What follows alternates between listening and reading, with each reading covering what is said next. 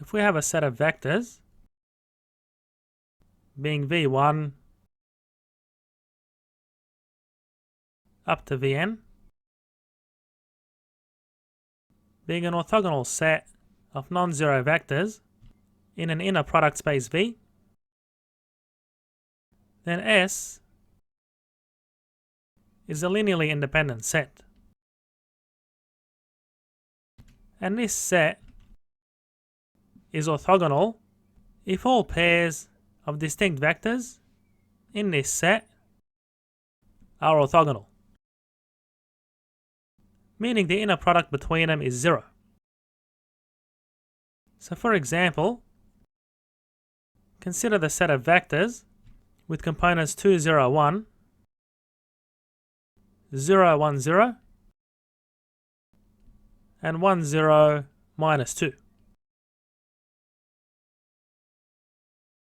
And our dot product in this case is the inner product.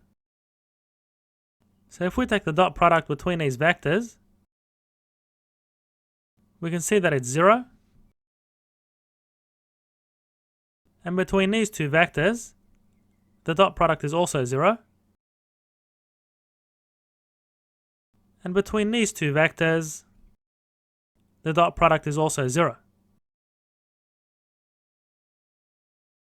So therefore this set is an orthogonal set. And recall that to test for linear independence, we have some constant by the first vector plus another constant by the second vector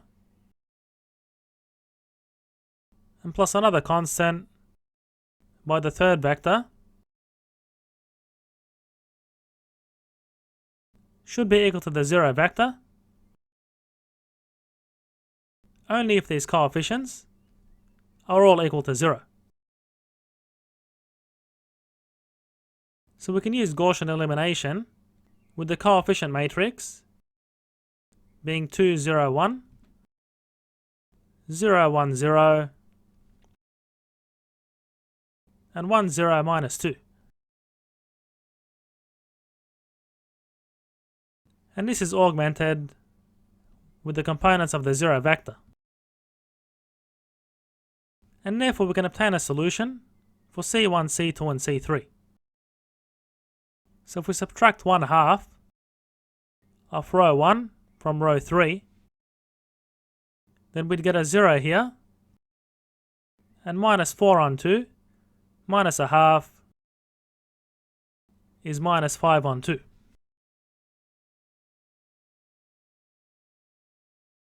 So we see that minus 5 on 2 by C3 is 0. So that gives C3 is 0. And in the second row, we have C2 is equal to 0. And 2 by C1 plus C3, which is also 0, gives C1 is equal to 0. So therefore this set is a linearly independent set. If we have an orthogonal basis, being the set of vectors b1 to bn, where these vectors are orthogonal, meaning the inner product between distinct pairs of these vectors is 0, and A is any vector in the same inner product space as this basis, then we can express A as a linear combination of the basis vectors using the inner product. So remember the projection formula using the dot product, which we can replace with the projection formula using the inner product. So we take the inner product of the vector A with each basis vector, and we divide by the squared norm of the basis vector. And then multiply by the basis vector. So you can think of this as projecting A onto the vector B1. So this was the geometric interpretation in 2 space or 3 space. And then we continue this by taking the inner product of A with the next basis vector on the squared norm of the basis vector, multiplied by the basis vector, and this continues up to the nth basis vector. So we have the inner product between A and Bn on the squared norm of Bn multiplied by Bn. And if instead of being an orthogonal basis, B is an orthonormal basis, so in other words, the norm of each of those basis vectors is 1, then we don't have to divide by the norm of each basis vector. So the coefficients of the linear combination are calculated more easily when we have an orthogonal or orthonormal basis. And therefore in this case, the coordinate vector of A relative to the orthogonal basis B has the components being the coefficients of this linear combination. So we have the inner product between A and B1 on the squared norm of B1, and the next component is the inner product between A and B2 on the squared norm of B2, and this continues up to the inner product between A and Bn on the squared norm of Bn.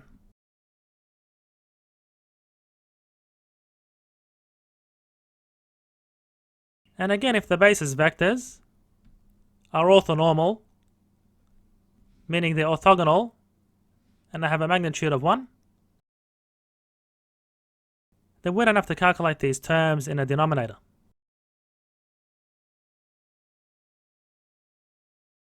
If S is a finite dimensional subspace of an inner product space V, and if the set of basis vectors B1 to Bk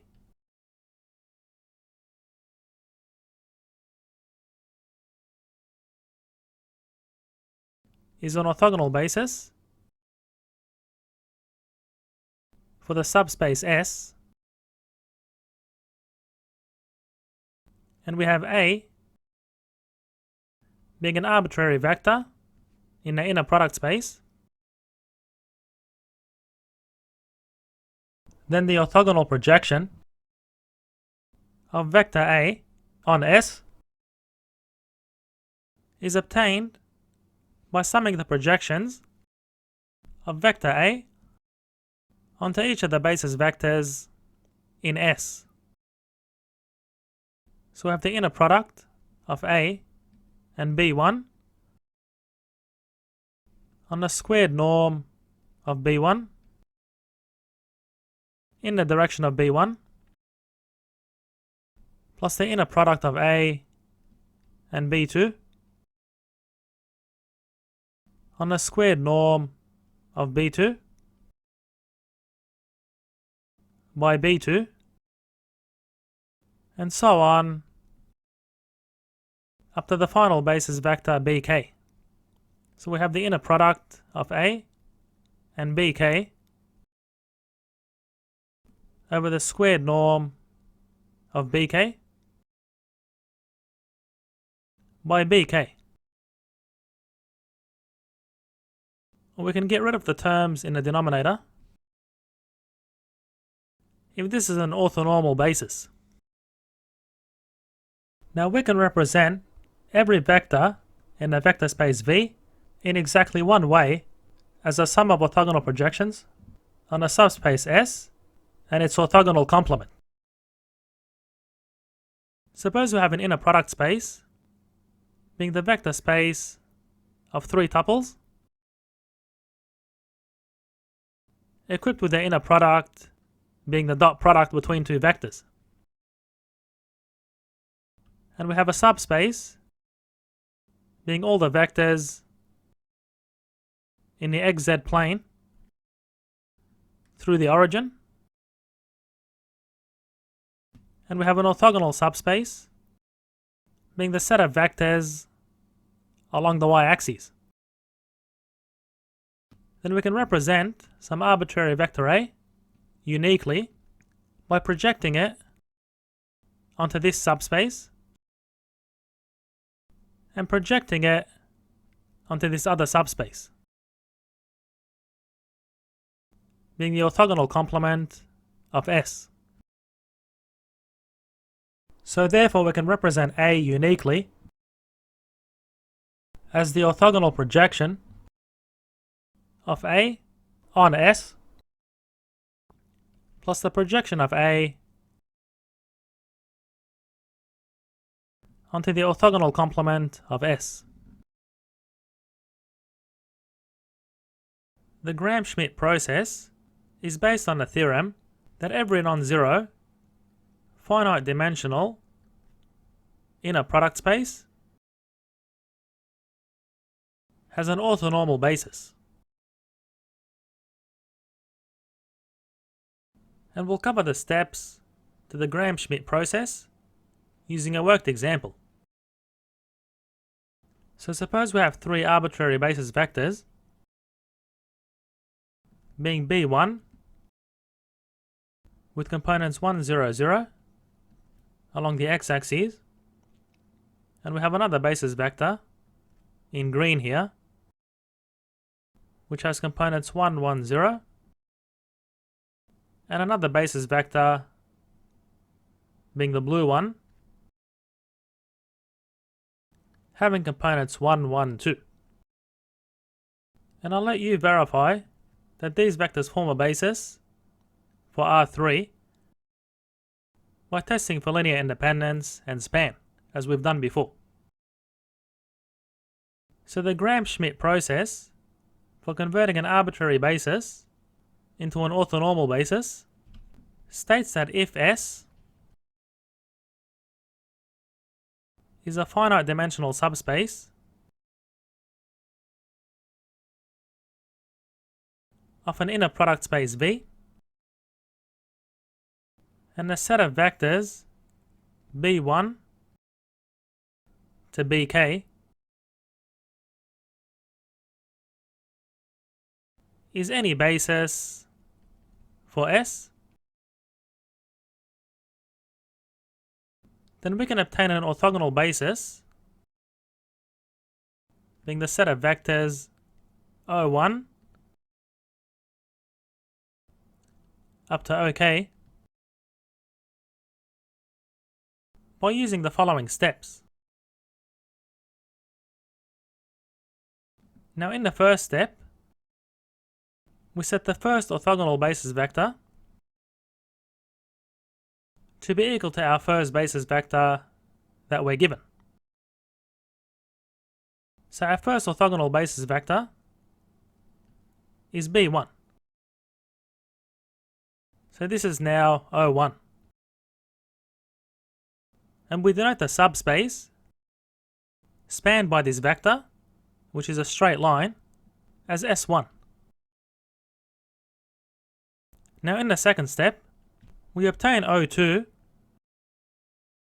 that's orthogonal to the space S1 that's spanned by O1. So to do this, we project the basis vector B2 onto S1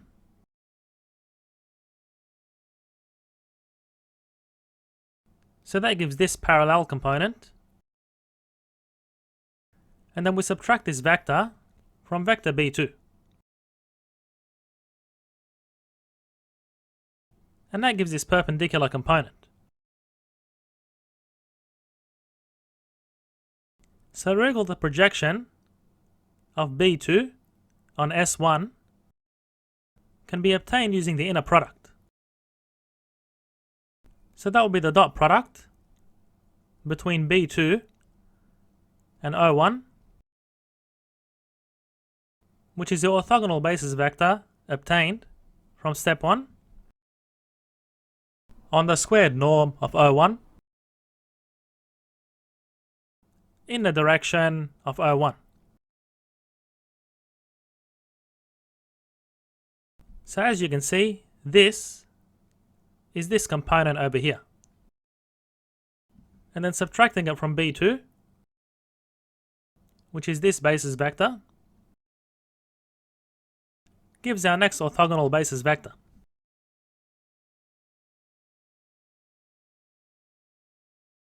So therefore, so far, we have O1 having components 1, 0, 0, and O2 with components 0, 1, 0. So I'll leave it for you to verify this by doing the calculation in step 2.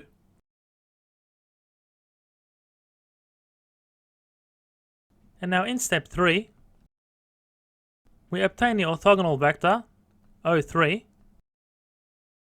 that's orthogonal to O1 and O2. So basically we're computing the component of B3 that's orthogonal to the space S2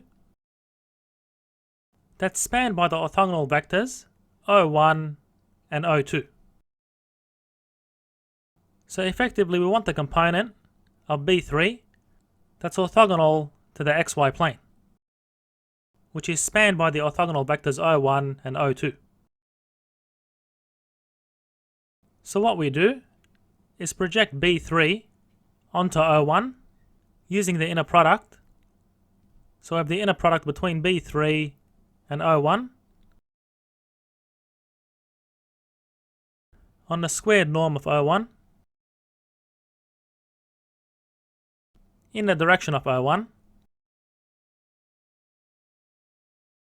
and then we project B3 onto the vector O2. So we have the inner product between B3 and O2 on the squared magnitude of O2 in the direction of O2. So the sum of these projections gives the projection of B3 onto the xy plane. And then subtracting this resulting projection from B3 gives the perpendicular component to the plane.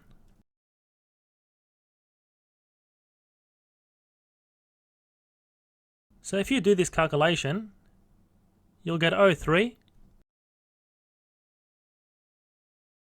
is 0, 0, 2. And this continues for k basis vectors. So in step k, you're effectively producing the set of orthogonal basis vectors, being O1 to OK, based on a number of basis vectors that you're given.